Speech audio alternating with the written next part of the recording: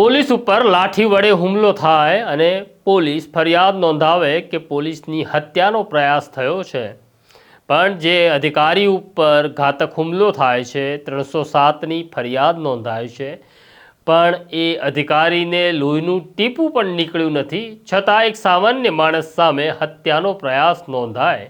આ એક વિચિત્ર ઘટના છે. એક માલધારી ઉપર ભાવનગર પોલીસે આ પ્રકારની ફરિયાદ નોંધી અને હવે પોલીસ ભરાઈ ગઈ છે, બહાર નીકળવાનો રસ્તો શોધી રહી છે. શું છે ઘટના અને કેવી રીતના પોલીસે સત્તાનો દુરુપયોગ કર્યો અને સિનિયર અધિકારી તમાશો જોતા રહ્યા, તેની આ વાત છે. વૈષ્ણવજન તો તેને કહીએ જે પીડ પરાઈ જાનાને રે. નમસ્કાર, નવજીવન ન્યૂઝમાં તમારું સ્વાગત છે અને હું છું તમારો પ્રશાંત દયાળ.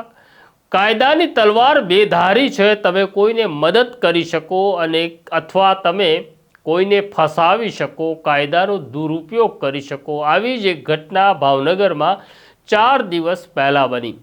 4 દિવસ પહેલાંની ઘટના એવી છે કે ભાવનગરના રેન્જ આઈજી ગૌતમ પરમારે પરેડનું આયોજન કર્યું હતું. એટલે આખા જિલ્લાની પોલીસ ભાવનગર હેડક્વાર્ટરમાં પરેડમાં આવી હતી અને ત્યાર પછી પરેડ પૂરી થતાં police sub inspector Rajesh Yadav પરત ફરી રહ્યા હતા. ત્યારે ભાવનગરના ખુટવડા ગામે રસ્તાની અંદર એક માલધારી જેનું નામ છે ભાવેશ ચોસલા, તે પોતાના ઢોર લઈને જઈ રહ્યો હતો.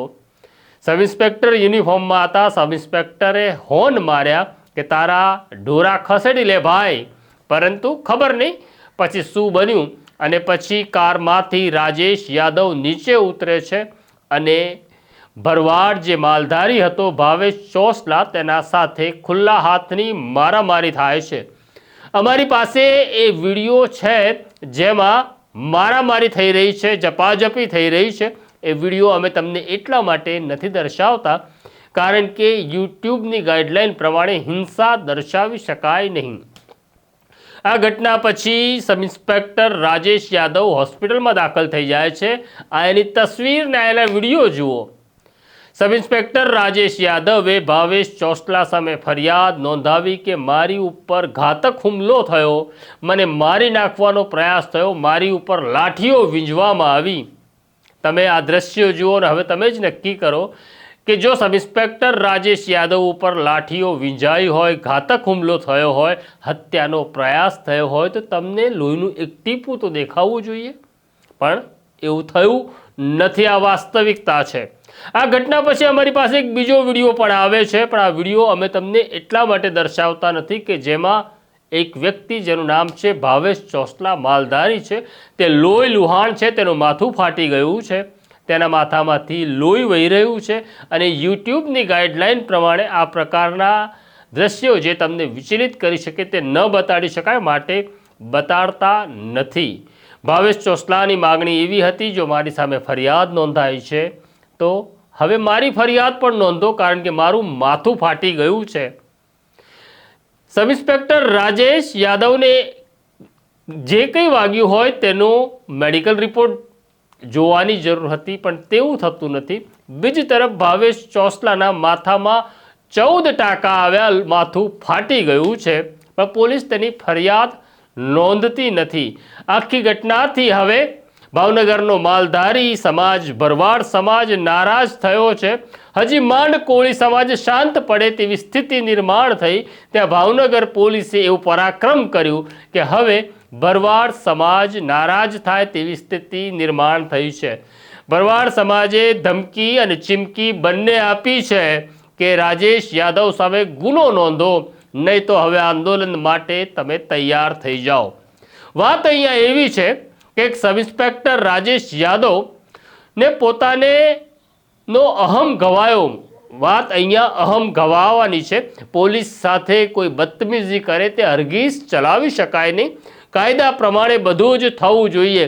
પણ જે ઘટનાના વિડીયો અમારી સામે છે તેમાં સ્પષ્ટ દેખાય છે કે સબ ઇન્સ્પેક્ટર રાજેશ યાદવની સાથે એક ખાનગી માણસ પણ છે જે પોલીસવાળો છે અને ખાનગી કપડામાં છે, તેના હાથમાં લાઠી છે, તે ભાવેશ ચોસલાને ફટકારી રહ્યો છે. સત્ય કંઈક જુદું છે, વાસ્તવિકતા જુદી છે અને ફરિયાદ કંઈક જુદી નોંધાય છે. અને ફરિયાદ નોંધાય ત્યારે સુપરવાઇઝરી ઓફિસરો જે છે તેને ધ્યાન રાખવાની જરૂર હતી કે તાબાના અધિકારીઓ સાચું કરે છે કે ખોટું, પણ કોઈ ધ્યાન આપતું નથી, એટલે બધી ગડબડ થઈ ગઈ છે. હવે આ મામલે જાણવા ડીવાયએસપી મનીષ નકુમનો સંપર્ક કર્યો, પરંતુ તેઓ વ્યસ્ત હશે માટે તેમણે અમારો ફોન ઉપાડ્યો નથી. અમે સબ ઇન્સ્પેક્ટર રાજેશ યાદવનો પણ સંપર્ક કર્યો અને પૂછ્યું કે ભાવેશ ચોસલા ફરિયાદ આપવા માંગે છે તો એની ફરિયાદ નોંધાઈ છે કે નહીં. ત્યારે તેમણે જવાબ આપ્યો, ફરિયાદ નોંધાઈ ગઈ છે, રસ્તામાં છે. જોઈએ હવે એ ક્યાં રસ્તામાં ફરિયાદ નોંધાઈ છે અથવા ક્યાં અટકી ગઈ છે. બધાનો જ ઉત્તર સમય છે. પણ ભરવાડ સમાજ નારાજ થાય અને રસ્તા ઉપર ઉતરે એ પહેલાં ભાવનગરના એસપી નિતેશ પાંડે જાગવું પડશે, કામ કરવું પડશે અને નિર્ણય કરવો પડશે કે પોલીસ ક્યાં ખોટું તો નથી કરતી ને. અમને એવું લાગે છે કે ભાવનગર પોલીસની માઠી બેઠી છે. માં ખોડિયાર પાસે હવે ભગવાન પાસે પ્રાર્થના કરવી પડશે કે માં અમને સાચું કરવાની તું હિંમત આપ, જેથી અમે ખોટું ન કરીએ. તો આ છે સ્થિતિ ભાવનગર પોલીસની. આ સ્ટોરી તમને કેવી લાગી અમને જરૂરથી કોમેન્ટ બોક્સમાં લખજો અને અમને સબસ્ક્રાઇબ કરવામાં, અમારો બેલ આઇકોન દબાવવામાં જરા પણ કંજુસાઈ કરતા નહીં, કારણ કે તેમાં કોઈ પૈસા આપવા પડતા નથી. અત્યારે મને મારા સાથી ફૈઝાન રંગરેજને રજા આપો. આવીશ પાછો નવા વિષય સાથે, નવી વાત લઈ. નમસ્કાર.